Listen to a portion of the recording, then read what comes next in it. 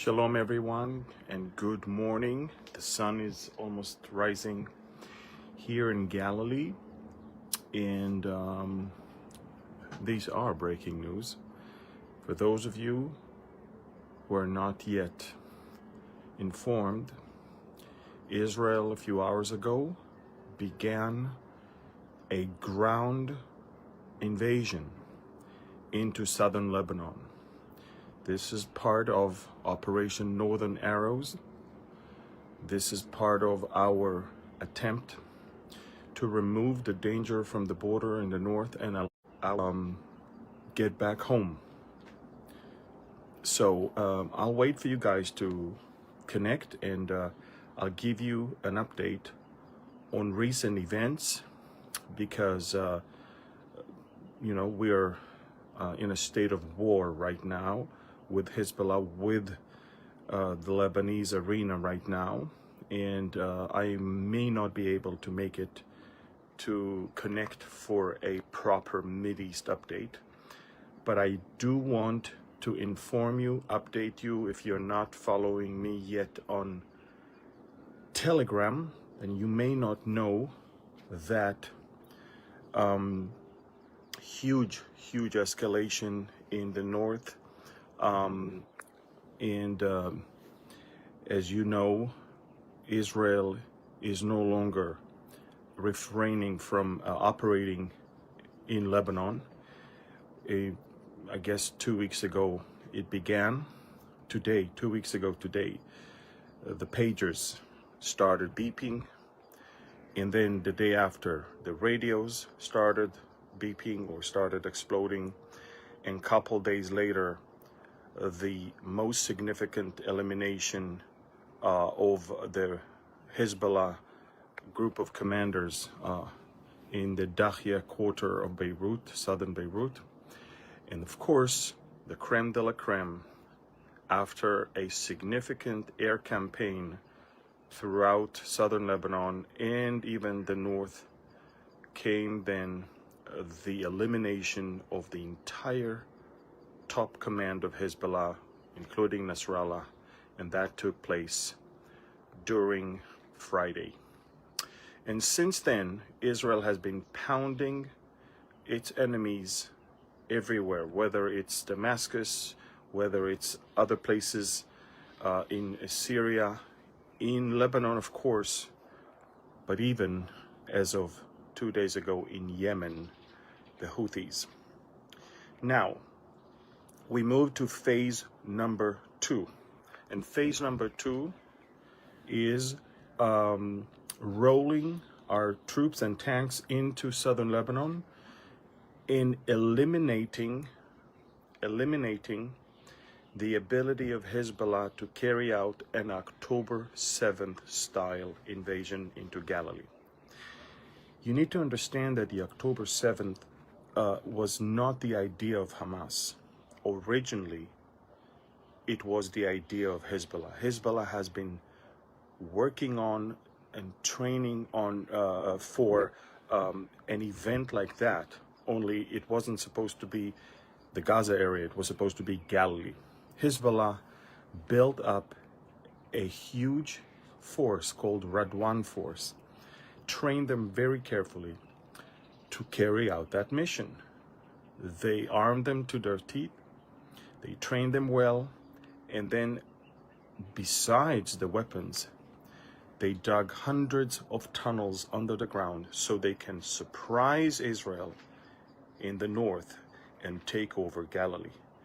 Hezbollah announced that. Hezbollah trained for that. Hezbollah was proud of that. And Hamas noticed that. And Hamas wanted to steal the thunder. And they did. October 7th came, and they stole the thunder from Hezbollah. And then Hezbollah was dragged into this war against its will, because Hezbollah was the one that wanted to take the glory and do all of this. And Hezbollah is left now with capabilities to carry out an October 7th, but Israel was already on high alert and ready, so they couldn't surprise us anymore.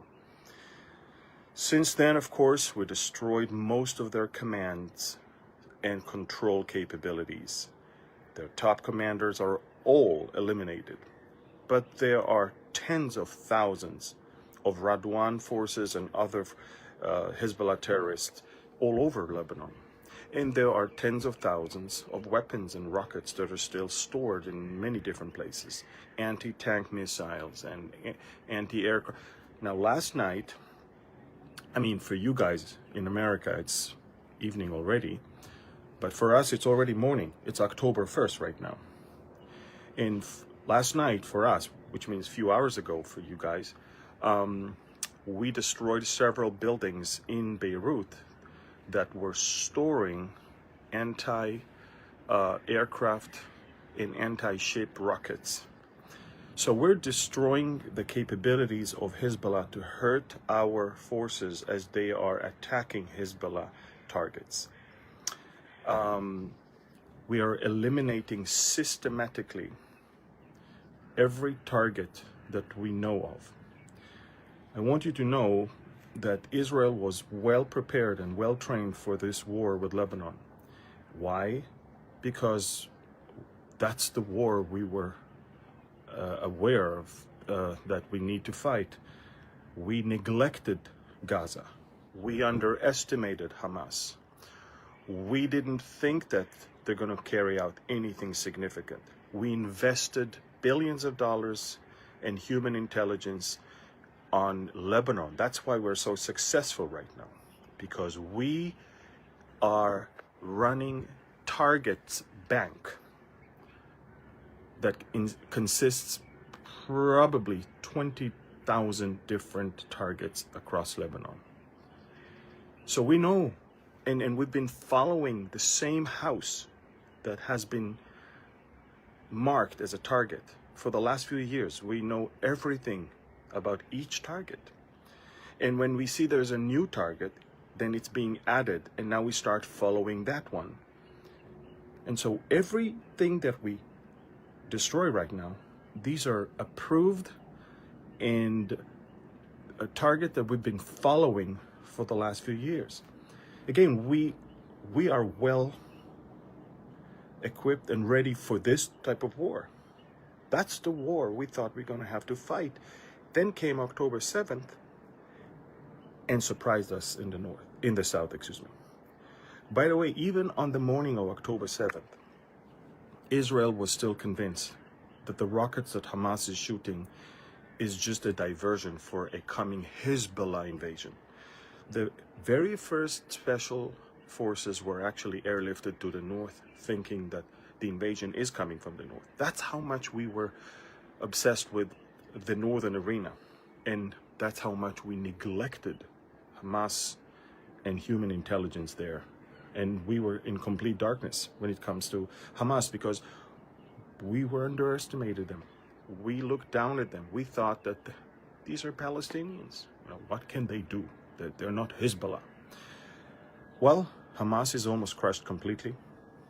No one heard anything from the leaders of Hamas for the last couple months. They may have been dead. And now it's time to take care of business in the north.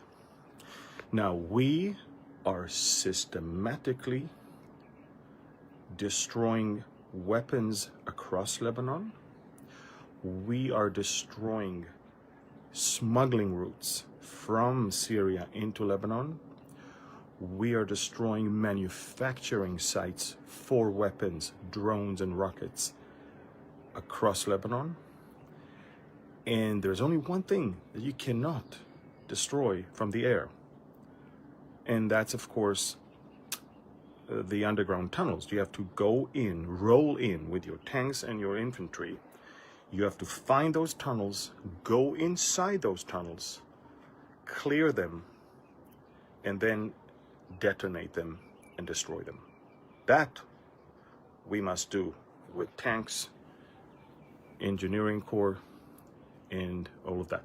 Another threat that we have to remove is the threat of anti-tank missiles that can only be fired from a short distance from homes of Shiites, the supporters of Hezbollah.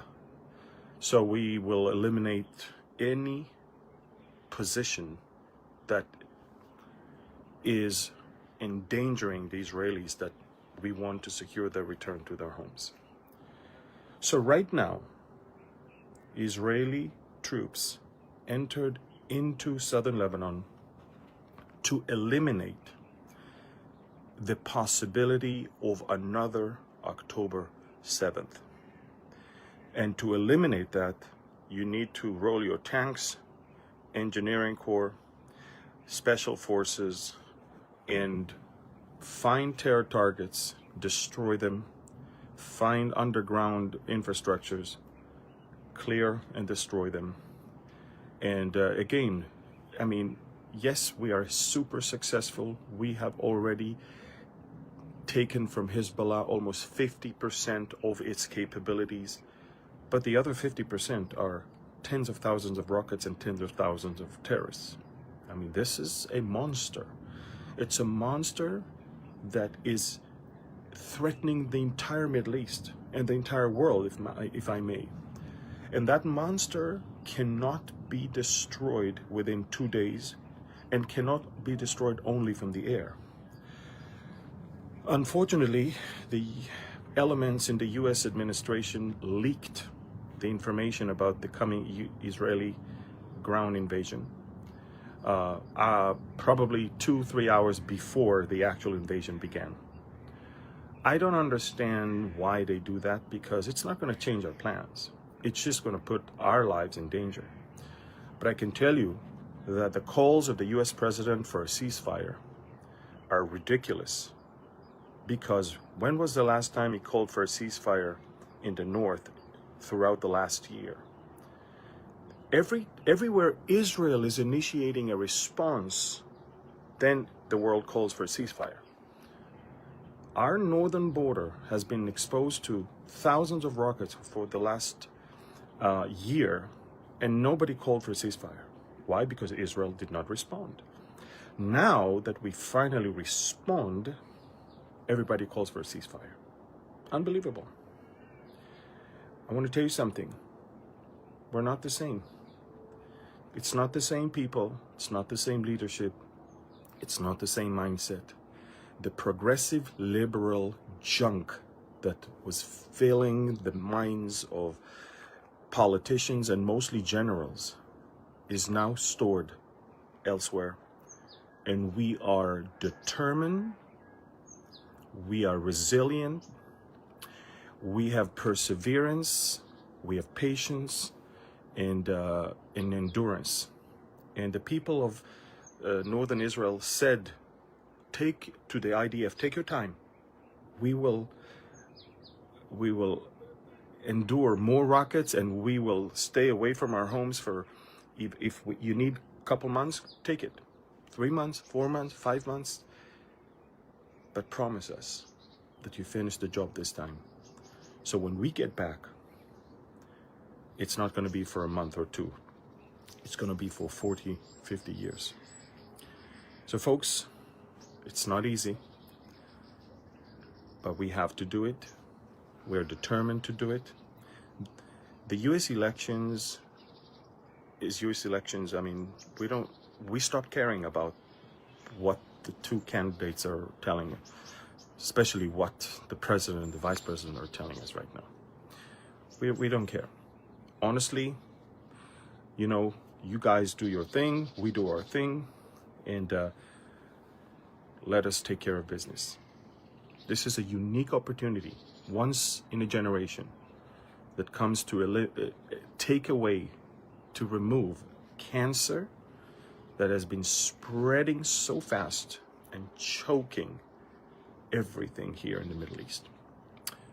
A lot of people are happy seeing the demise of Hezbollah.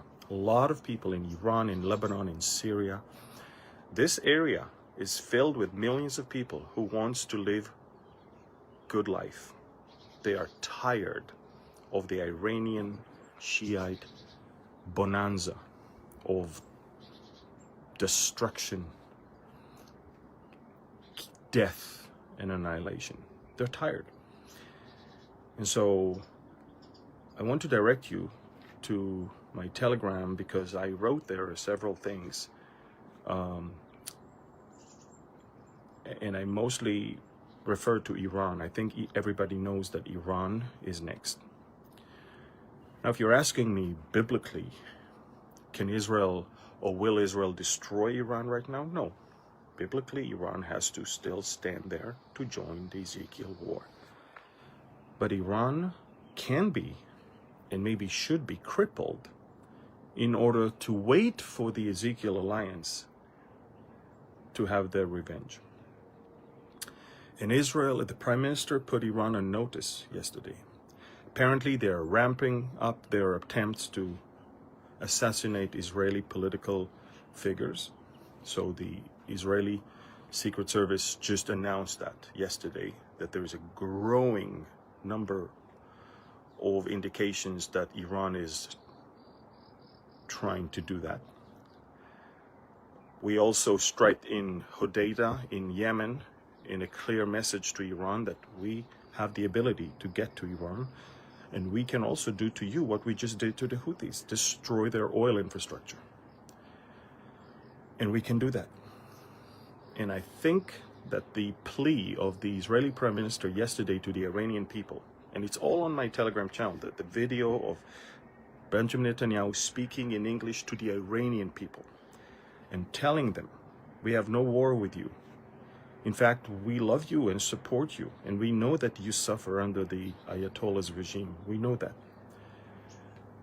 But the threat that Israel sent to Iran is this: if you guys will attack, we will attack strategic locations in Iran. And there's only two types of strategic locations in Iran: their oil and gas industry and their nuclear facilities. This is it. That's all they care about.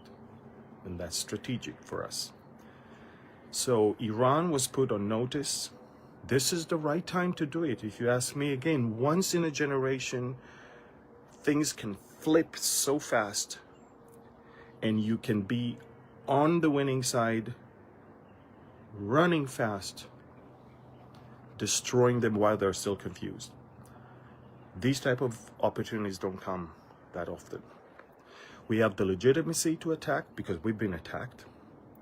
We have the capability, we're well equipped, and we have the determination. These type of things, the entire nation is united. Some stupid politicians may not, but that's why they're politicians. But the people, oh, you should go to my Telegram channel and see the prayers at the Western Wall last night. Tens of thousands of people are gathering, praying for the soldiers, standing behind them. Everyone, it's time to remove this cancer. It's time. And again, biblically, and it's important that you understand. You know, I'm following social media of a lot of Jewish people that are trying to cover the events. Jewish people, some of them live in Israel, but most of them living in America. And you know what is the most common thing they write? They write, we live in biblical times. Biblical. Everyone understands this is biblical. Everyone understands this is far above and beyond us. This is something big. This is something remarkable. This is something only God could flip everything 2 weeks ago. And Israel is now crushing its enemies. And they're on the run. They've been exposed. You see, they were banking on our fear. For years, we've been injected with fear that the Hisbollah will cause us hundreds of thousands of casualties, that it's impossible to destroy Hamas, that Iran is getting bigger and bigger and bigger, and it's going to choke us. I mean, listen, this is the fear that also gripped the Israeli generals. And overnight, with one event, the pagers, everything flipped. And you won't believe me if I tell you, Israel did not intend to operate the pagers 2 weeks ago. And the reason why we had to switch it on, the reason why we had to do it is because Hezbollah suspected something is fishy with them. And we didn't want to lose that opportunity, because for years this operation was in the making. So in a timing that was not even ours to choose, it was divine. This pagers attack came, and the radios attack came, and the eliminations came, and the sheer destruction of Hezbollah's capabilities. And now for us to look a year ago, just so I can illustrate the change in the mindset. A year ago, Israel was afraid to remove a tent that Hezbollah built next to our border, a tent. And now, every night, we are destroying buildings in the heart of Beirut. The fear barrier is gone. That which crippled us. You know, fear can freeze you, and it can paralyze you. That's, by the way, what the enemy does with sin in our life. Then sin becomes something that, you know, takes over, and then the enemy says, now I've got you. You're paralyzed. Now you have to be afraid.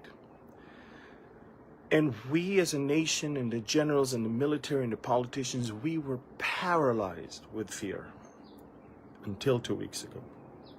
That mental barrier is gone. And we're now all in for cleaning up operation of this Middle East from any threat for our existence. And so I want you to understand that we live in biblical times, unbelievable times. Very rarely a generation gets to experience things like that. You know, if there is one game-changing event every few hundreds of years, very few people get to experience that in their lifetime. Here we are. We live in the turning of a page of a book. People before would read from the same page. We see the turning of the page. We're moving to a new phase. We're about to see unbelievable things. It's time to get serious and to get ready. So I want you guys to continue to pray for Israel, to also examine your own life, and remember biblical times, historical times that also require standing up for the truth, strong spine, and not being afraid of what the mob and what the enemy is going to say. This is it. That's it. Kick that fear away. Stop letting it paralyzing you. This is it, folks. All night long. I slept about 45 minutes last night. All night long. The F-16s were taking off and landing and taking off and landings and bombing everywhere. They just took off.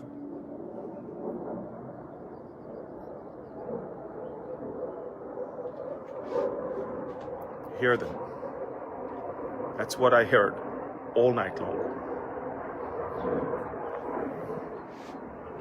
This is it. Amazing. So, first of all, do me a favor, share this video. Social media is 100% suppressing my myth. That's why I have my Telegram channel, because social media is just playing games. See? Here you go.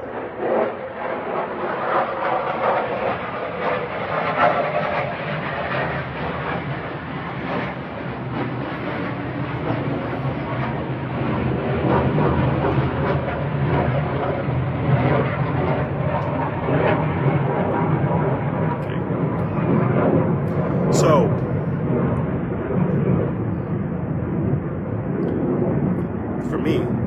That's music to my ear.